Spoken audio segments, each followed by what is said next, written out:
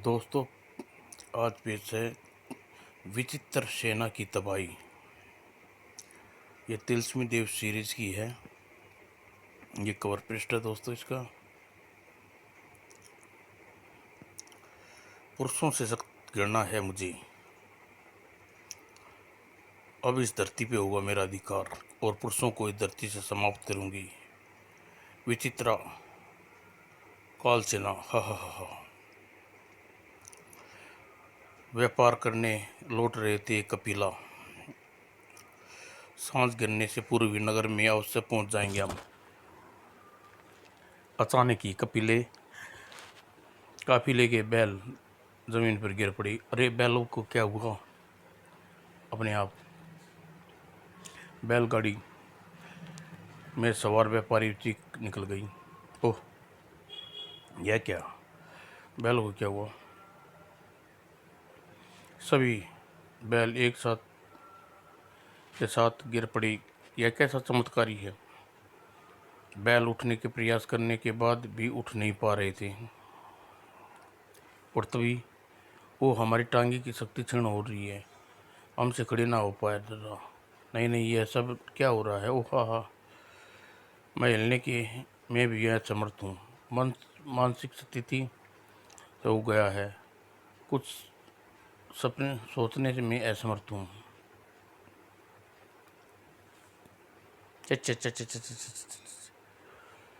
और कुछ ही देर में केवल बैलगाड़ियों का काफिला नगर सीमा पर लगा अग्निदेव मेला। अचानक ओह, मेरा सिर चकरा रहा है, मेरी आंखों के सामने अंधेरा छा रहा है। यह कैसा नशा सा हो रहा है मुझ पर। वो मेरी टांगें जवाब दे रही हैं। और देखते ही अनाज की बोरों की तरह लुढ़क गई। आह आह। और ओह, केवल वह भयानक दृश्य देख सकते थे, न बोल सकते थे, न सोच सकते थे।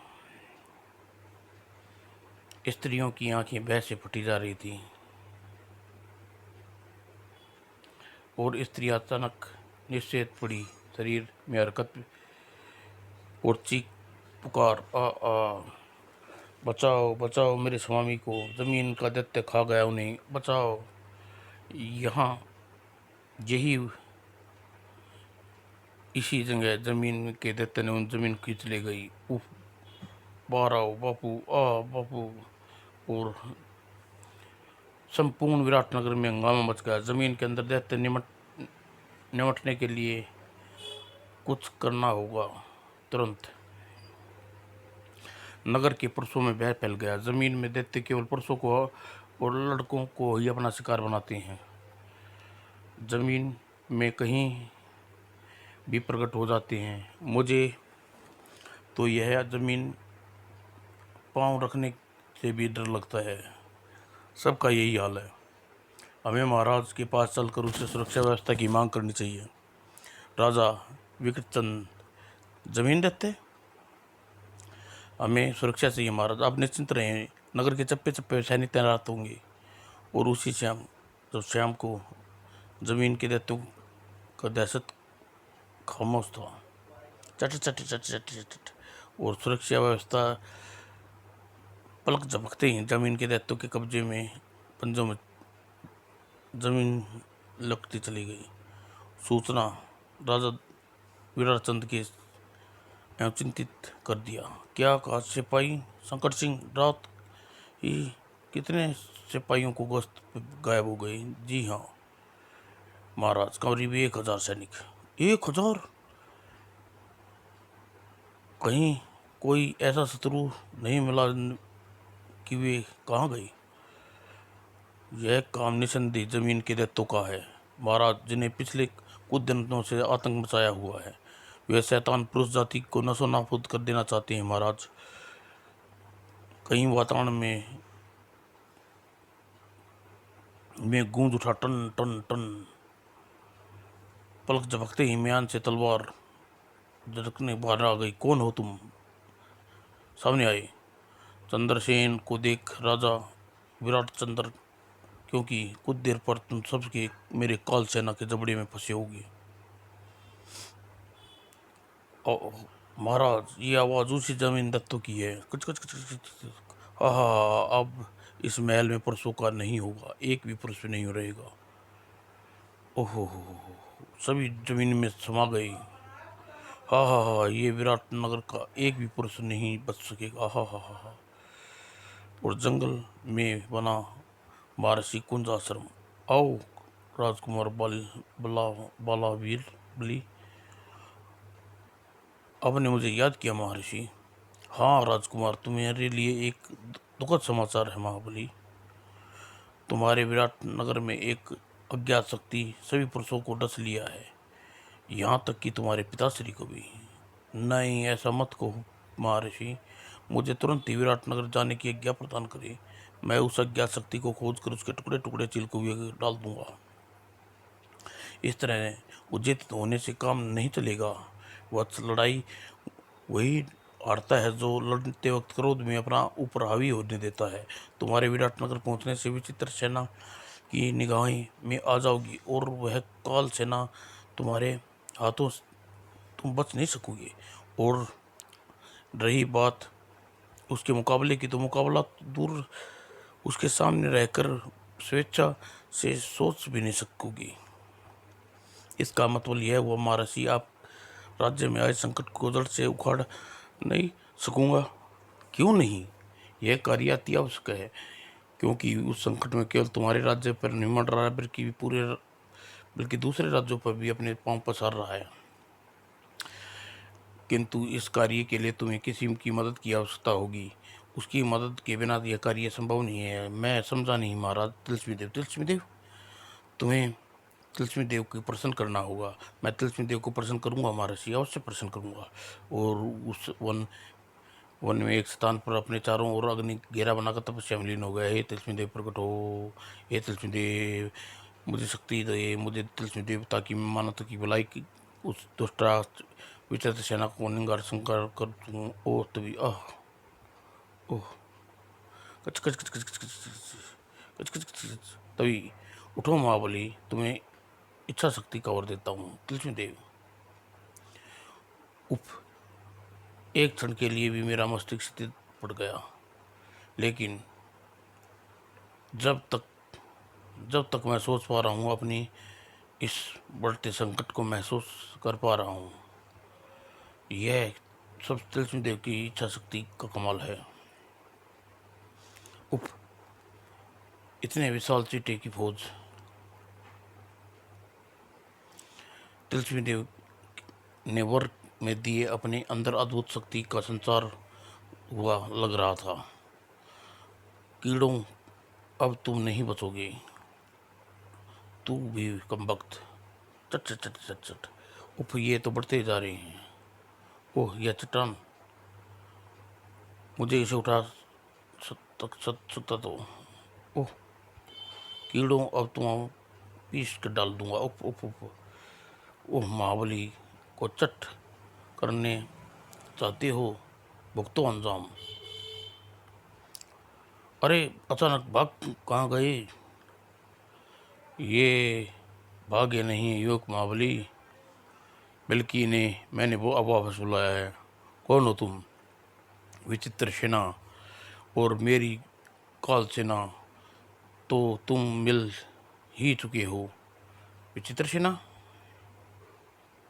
हाँ हाँ हाँ, मुझे तेरी ही प्रतीक्षा थी विचित्र सेना, अब तू बचेगी नहीं। तुम पहले भी पुरुष हो जिसने मेरी काल सेना का मुकाबला किया, लेकिन विचित्र सेना से पार ना पा सकोगे तुम महाबली। मुझसे न बच पाओगे तुम। ओह, मैं खड़ा नहीं हो पा रहा और तिलस्मी देव इच्छा शक्ति का इस्तेमाल नहीं कर पा रहा। मेरा मस्तिष्क जड़ हुआ पड़ा है। ये तिलस्मी देव कहाँ चले गए आप? आह आह आह, बचाओ, इसे ले चलो। और जल्दी ही महाबली को हंसाया। ओह, न जाने विचित्र सेना मुझे कहाँ ले आई। पिंजरा, और पिंजरे के बाहर जागते ही चौंक पड़ा महाबली। ओह, यह तो कई छोटे मोटे पिंजरे हैं, यहाँ सैकड़ों इंसान कैद हैं। और तभी क्या देख रहे हो? राजकुमार महाबली, तुम ये जो छोटे मोटे पिंजरे बंद हैं, इनमें सैकड़ों पुरुष लड़के तुम देख रही हो ना, ये सब हमारी काल सेना का भोजन है। लेकिन तुम ऐसा क्यों कर रही हो? यह तुम्हें क्या मिलेगा? तुम्हें यह एक विशाल राज सम्राट धरती पर पुरुषों को धोखेबाज और चालाक होते हैं। मैं विचित्र लोक की राजकुमारी सब पुरुषों से समाप्त करने पर ऐसी दुनिया बनाऊंगी जहाँ केवल स्त्रियां ही होंगी, स्त्रियां ही अमर रहेंगी। और अब इधर देखो, मेरी काल सेना कितनी जल्दी ही इन पुरुषों के जिस्मों का मांस उधेड़ देती है। और किसी पिंजरे में चीख पुकार मच गई, आ बचाओ बचाओ बचाओ। और पलक झपकते ही पिंजरे से बाहर केवल मानव कंकाल। विचित्र सेना महाबली पिंजरे में गायब हो गई। तुम्हारी बारी सिर दी आएगी महाबली, अब तक अधिक रक्त नहीं बहाने दूंगा। ये तिलस्मी देव, निकलने का उपाय सुझाओ। अगले पर आलोक में प्रकट हुआ तिलस्मी महाबली। तिलस्मी देव, प्रणाम स्वीकार करो बाबा। तिलस्मी देव, मुझे इस कैदी से बनकर विचित्र सेना को समाप्त करने की शक्ति दो। वत्स, तुम्हें मेरी किसी भी शक्ति की आवश्यकता नहीं है। एक पत्थर का भी सीना चीर देने वाली इच्छा शक्ति तो मैं तुम्हें दे ही चुका हूँ। इसी इच्छा शक्ति के बल पर पहले भी तुम विचित्र सेना, काल सेना की को न कुछ न चुबा चुकी हो। लेकिन यह विचित्र सेना इस शक्ति का कोई असर नहीं इसलिए नहीं हुआ क्योंकि वह तुम्हें यहाँ लाना चाहता था। वो तुम्हें इन सब पुरुषों को स्वतंत्र करवाना है। वत्स महाबली, तुम्हें लिए पिंजरा मिट्टी के ढेर के समान है, अधिक मुसीबत नहीं है। ओह, इसे तोड़ डालो, इसे तोड़ डालो सकते हो। तड़ाक, अब बाकी पिंजरे तोड़ डालो और काल सेना को समाप्त करना तुम्हारी मदद कर। और महाबली ने पिंजरे को तोड़ना आरंभ कर दिया। वह कमाल का बलशाली है और कुछ ही पलों में तोड़ डाला। और इसका मुकाबला खत्म करना काल सेना को। और काल सेना अपने शिकारों पर टूट पड़ी। इनसे भयभीत नहीं होना, इनके मुकाबला करना बाबा तिलस्मी देव का आशीर्वाद है आप सब पर। वो तड़ाक तड़ाक, मैं तुम्हें जाने नहीं दूंगा, मार दूंगा राक्षसों।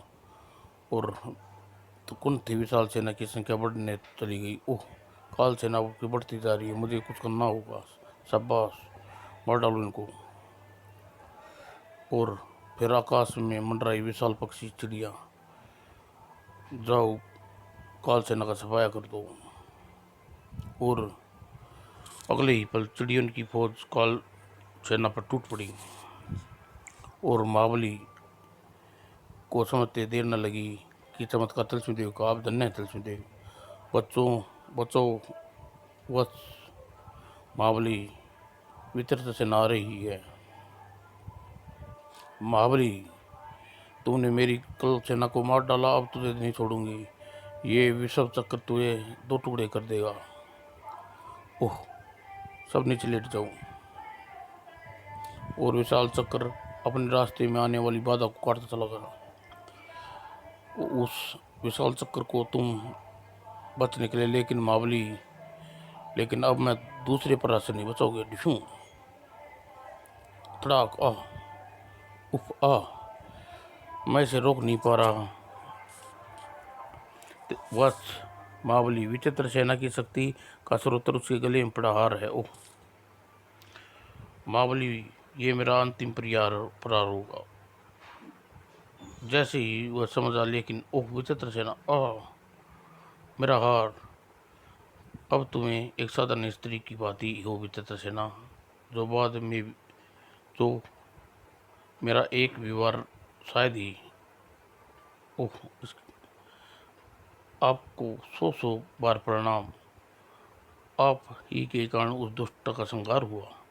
इसके साथ ही तिलस्मी वहाँ से गायब हो गया। और महाबली शेष पिंजरे को भी तोड़ डाले और उन्हें एक राजा विराचंद्र भी कहते पुत्र एक दूसरे को देखते ही आपस में लिपट गई। मुझे तुम पर नाज है मावली। ओ पिताजी, आप सुरक्षित देखकर मुझे कितनी प्रसन्नता हो रही है, इसका अनुमान नहीं लगा सकता। जब इस ग्रेविटाशन लौट गई और राज्य में प्रशंसा फैल गई। वाह वाह पापा,